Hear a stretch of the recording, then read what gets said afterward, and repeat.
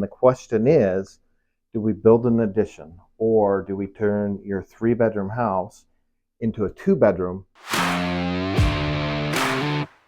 Hi, I'm Colt Utley with Build Northwest. Got to get all my stuff. It's, how many times I walked in, no notebook, no pencil, no tape measure, and then I come back out. Probably because I'm running late.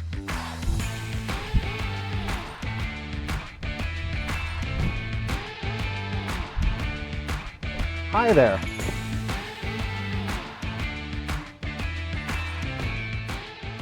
We talked a little bit. You guys are wanting to put together a master suite, and then the question is, do we build an addition or do we turn your 3-bedroom house into a 2-bedroom? And the nice thing is that you guys have a basement, so we can create bedrooms downstairs as a possibility as well.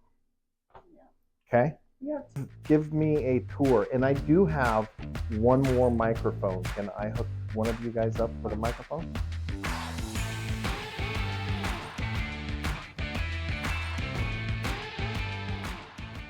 This is what we're wanting to take out. Okay.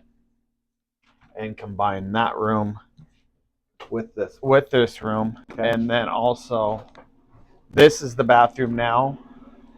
So, I don't know if you could, looking for ideas.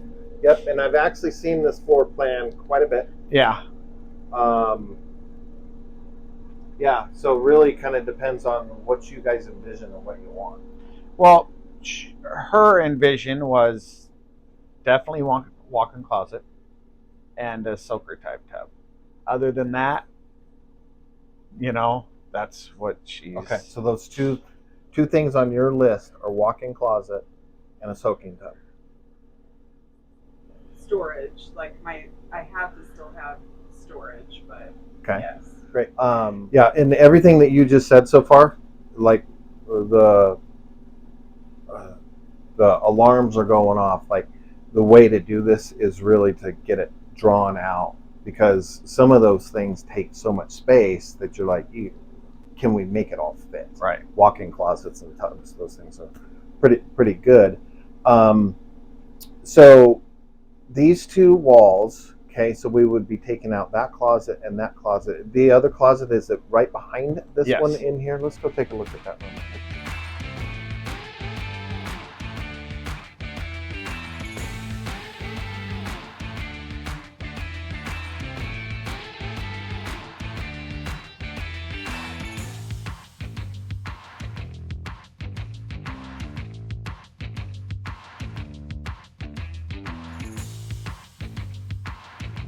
Mm, 10'6" ish.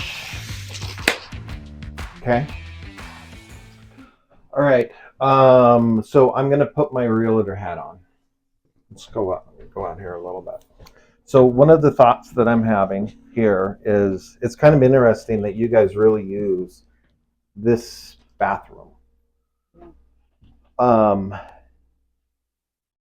So the realtor hat that's coming on is, you still want to keep one main bathroom separate, of course, from your master, if at all possible, for resale reasons.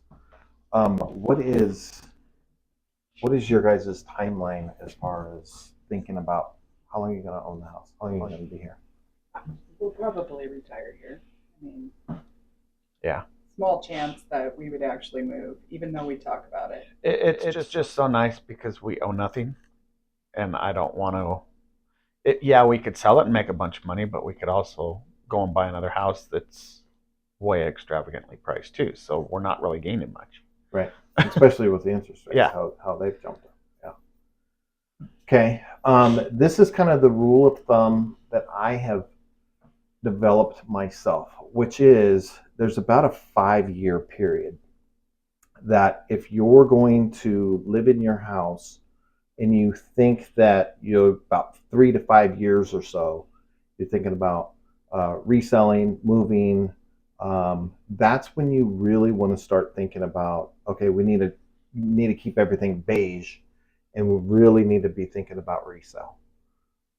Once you get past that 5-year point, and especially into 10 years, you guys are going to gain so much equity from the house as it is that the resale value, especially doing repairs and upgrades and stuff like that, what it's going to cost 10 years from now, I mean, it's going to be like, oh my gosh, I'm glad we did this 10 years ago. And you guys will just, and anybody that walks into the house thinking as a buyer, yes, they're going to be comparing to other houses similar that don't have a master suite. It's a small bathroom on a master, but it is still not quite a master suite. It's still better. There's a lot of houses out there that they don't have a bathroom inside the master at all. So at least you guys have something where some people are like, that'll work. And some people are like, if there's not 2 sinks in there, this doesn't work, and they'll just move on. So what you guys are doing, I don't think that you really should be concerned too much about the resale. I think that you should do whatever works best for you because you are inside of that 10 plus year category. And you guys have a perfect floor plan as well, as far as being a rancher that, if something happens to somebody, you don't have the mobility like you used to, you can still live in your house. And I'm a certified aging in place specialist. And what that is the government went out and did a study, and they found out that, hey, if we can keep people in their house, the longer we can keep them in their house, the longer they tend to live, as opposed to going over to some retirement home or something like that. And of course, the government, I made this up. Of course, the government is thinking, hey, we can collect taxes from these people if even longer. If they die at 76, as opposed to 96, there's 20 more years worth of taxes we get to collect. So, they put out these programs and study to figure out, hey, how do we keep people living longer? And that's where that certified aging in place specialist program came about. Was, and you guys have already done some of the things are really simple, like doorknobs on handles, doing lever handles instead of knobs, because you start losing dexterity. Adding more light, because that's our sight we start losing our sight. And then it's always keeping in mind, when you put in a doorway, put in there at least a 34-inch doorway. 36 is better. And then that way, if somebody's using walkers or wheelchairs or something like that, and it's all just the idea of, hey, we're talking long term here. Do the things right today, so that you don't have to go redo them 20 years from now. So the other thought, or the other possibility, would be do an addition, right? Because there's the concern of what happens if you turn a 3-bedroom up into a 2-bedroom up. Mm-hmm. I can tell you that there's 2 different demographics out there that we deal with. So we're dealing with somebody like myself, or maybe a little younger, maybe 45, 50. Their kids are exiting the house, becoming empty nesters, and then you have the families who still have kids or young kids. The older demographic, they're going to want more bells and whistles on the house and low maintenance. Whereas the younger with children, they're wanting as much square footage as they possibly can get or can afford. So it's kind of a different, way of looking at money. People with young kids will, if let's say that they need 3 bedrooms and they want 2 up and a master. A lot of them won't put young kids in a basement. They'll discount it just because they're like, look, I'm not putting my kids in the basement. And then when their kids get a little bit older, 12-ish, then they're like, you're going in the basement, or you're going to go find someplace else to live. Right? Yeah. So we went through that. Yeah. So as far as the concern about taking a 3-bed, and I'm saying this because you have a basement, this would be a completely different discussion if you guys didn't have a basement. because you guys have a basement, you are going to eliminate, I don't know, 25% of the possible buyers out there because you have a 2 bedroom house rather than 2 bedrooms up rather than 3 bedrooms up. And then, there's the other 75% of people who, especially when you start getting into the older demographic, they want an office upstairs and they want a nice master suite. That's all they need. And the basement is perfect because that way when the grandkids come over or the kids come back or something like that, they just go downstairs and they don't have to keep the space clean. Yeah. So your guys' concern about turning your 3 into a 2 are pretty minimal. With all of you put all of that together, and that to me says, yeah, you turn the 3 bedroom into a 2 bedroom. But ultimately, you guys got to make that decision. Well, what is the cost differential between doing that and not doing that, right? Because technically you would gain square footage. Would that be worth the investment? I don't know. 'Cause Between then you what? could have Adding on, you 100%. mean? Or Yeah, adding on. you're not adding on much? Well, let me tell you. You are definitely going to add value by adding square footage on. And what kind of addition are we talking about? What kind of size? Are we talking about a 20 by 20? Or are we talking about a 12 by 20? Well, if we added on, I'd want to go from that bathroom where this wall goes all the way back to the other wall out, because I definitely would make this bathroom bigger Gotcha. and just knock and go at least 10 to 15 feet out. Okay.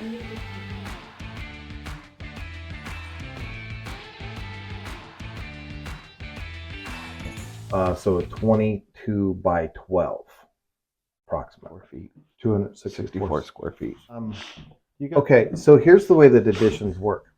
It's a very interesting subject, and I'm going to delve into some details here just because it is a little bit complicated. Okay, so new houses in Spokane right now are being built for about 300 to 315 a square foot.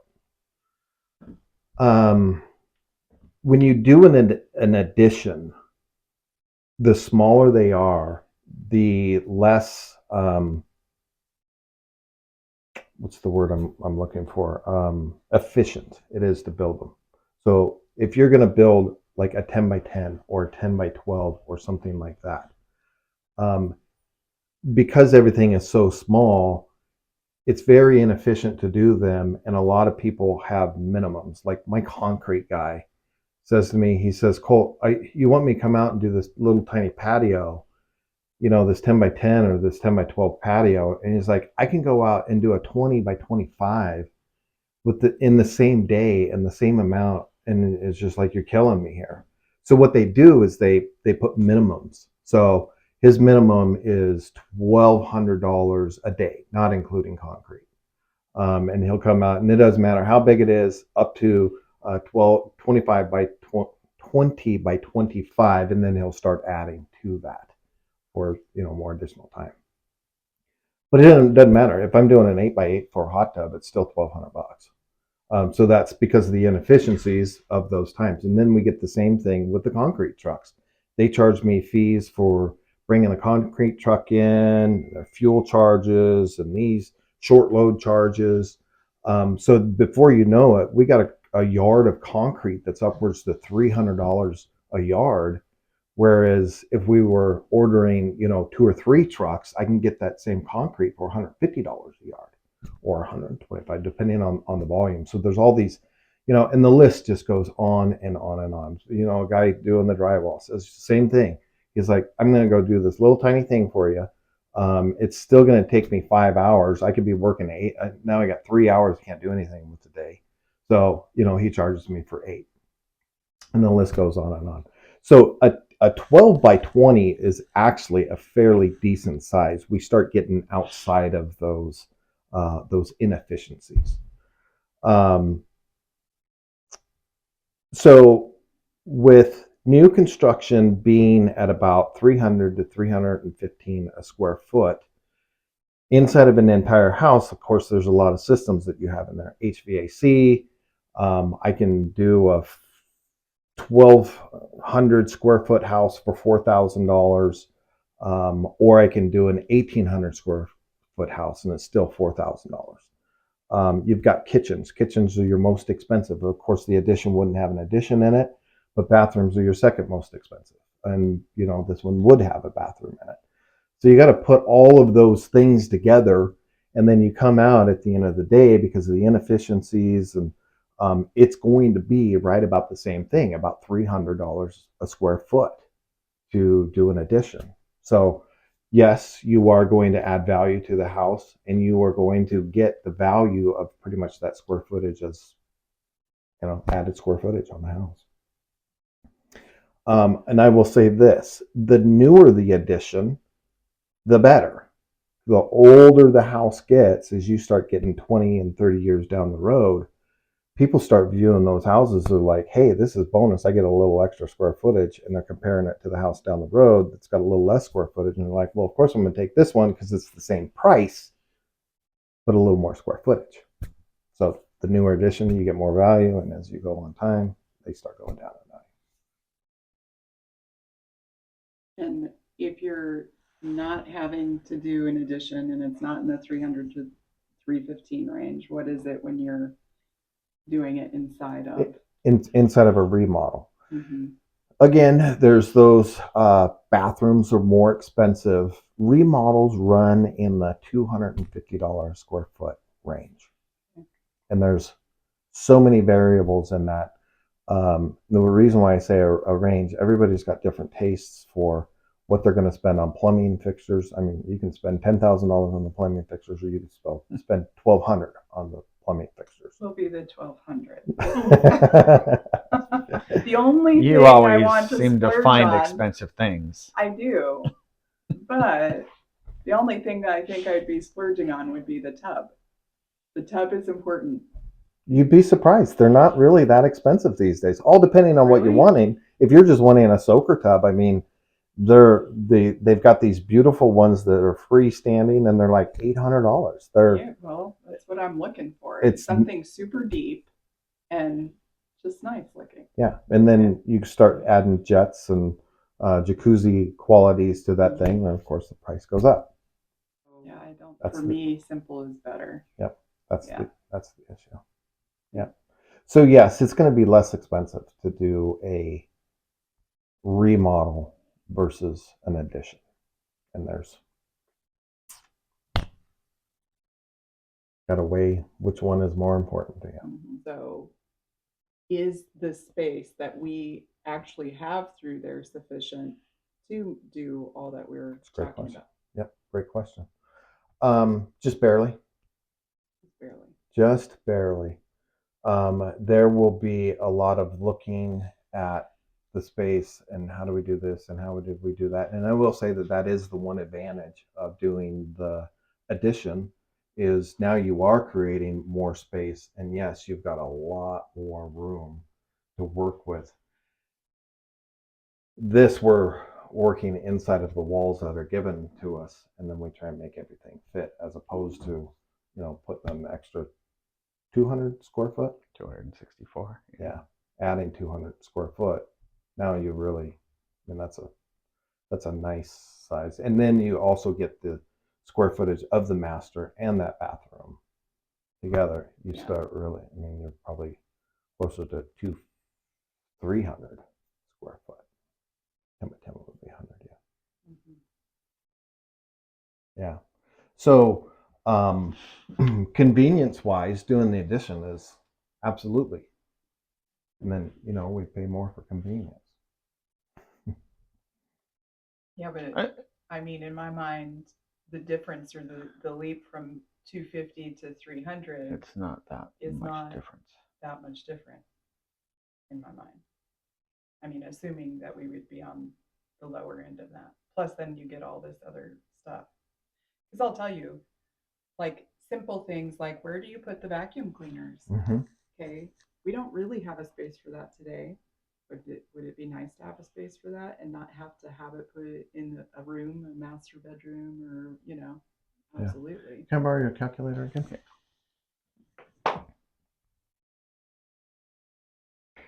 So we're going to say that these two rooms are 10 by 10 plus the hallway in between. So another 24 by 10. 240 square foot times 250, about $60,000 to do a remodel. Mhm. The existing master, there would be a little bit of remodel still going on with that, but it's not nearly. Yeah, there's things I'd want to add. I mean, that's the only room that left that's got the popcorn ceilings. I'd want to get rid of that. Oh, yeah. I'd want, can lights in there. I would want different things. Okay, so let's say that we took the 10 by 10 room and 100 square foot. A remodel on that is going to be somewhere in the $150 range. Okay, so we'll do 150 for the existing master, 1,500. That sounds way low. I did something wrong. That's got to be 15,000. 15,000. Plus the addition of 264. 264 times 300, 80 plus 15. Yeah. It'd be Right. 35,000 difference is all. And The nice thing would be You we get wouldn't have exactly to what you move. want. 94.2 Yeah. to do the addition. So yeah, rounded $35,000 more to do the addition. Would be, I mean, if we were to tear that whole thing out and just do up here, we would have to completely move us downstairs for. oh, we're gonna have to completely move no matter what. Well, this way we could actually sleep in that room while we're waiting.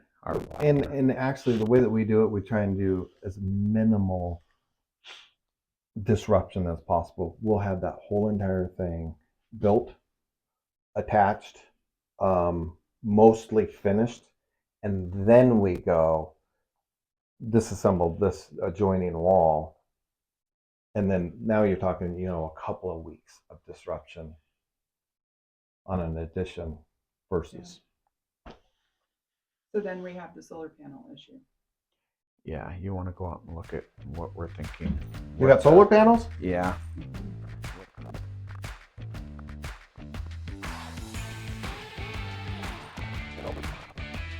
But I just don't know how you would come off, because see how the roof goes down over there, and I don't know how you'd tie it into, because you'd have to tie in up top, right? The way that I would see an addition working here is that actually we would do a gable end on this side. Okay. And then, yeah, you basically take the peak of this roof into the peak of that roof. Pretty close to the same distance. So, but, that's why we draw stuff up. We don't like to guess. So then you could actually just take that electrical stuff and put it on that side of the. Just, yeah. Just, I yeah, love that I know. word. I mean, love that word, just. Move on. Yeah, there's a bit of work. Yeah, there would be. I get that. Yeah, But can't you just? Yeah, we'll just take it and put it on the other side of the door. I think the real question comes to cost. What is it going to take to move? Because you got to move the mast, the panel, and Right. and everything. Which it could end up going into the a closet in the master suite as far as the panel is concerned, and then run everything back to the house. That's a can of worms right there. Or and the issue is that is the meter. Vista always wants this on the outside, Right. right? So that if there's ever a fire or something, they can come out here, disconnect, and they don't have any issues with it. That's why they need to be on the outside. I guess the other solution is you come here instead of go all the way. Right. Shorten it up by about 4 foot. which might actually be the better way to go about it. And Yeah. to minimize waste of materials, we like to do things that's divisible by 4, so 12 foot, 16 foot. You'd have to go out 60. Certainly could Which do. should take the 4 feet there and add it out here. Yeah, exactly. Yeah. Yeah. Rather than pop it out. Actually, I think that makes more sense. Well, let me get some measurements. I think that what we need to do is really kind of get some floor plans going with you guys. I'm going to get a simple basic one going for you guys and give it to you guys. Typically, we would get designers out here and they would start measuring everything, and they're start out at usually about 250 for a site visit. And then it goes up from there as far as using their time to draw things up and 3D visualizations and all of that stuff. But really, it is the next step is getting some plans drawn. Okay. So what does that look like if we just chose to say, yeah, let's pull the trigger on that? It's a really good question, and this one really depends on you guys and what your desire is. We've got a lot of projects that we do that we like to do those projects in the summertime, like decks and awnings, stuff like that. And then if we can, then do things that are inside during the winter months. So something like this, if I got to choose the timeline, I would say, we would start the foundation and the framing probably somewhere in the neighborhood of September. That's what I was thinking. Perfect. Yeah. And then finish it out. We'd get everything dried in, get all the exterior done. And there's a lot of lead times on stuff that gives us lots of lead time. Windows are still 8, sometimes even 12 weeks out. So 2 to 3 months sometimes just to get windows. So it gives lots of lead time to get that stuff in.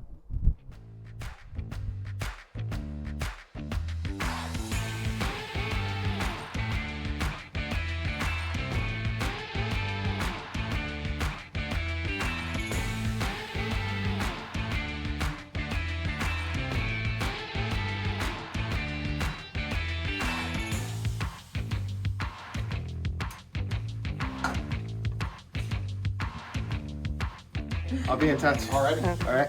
Thank you.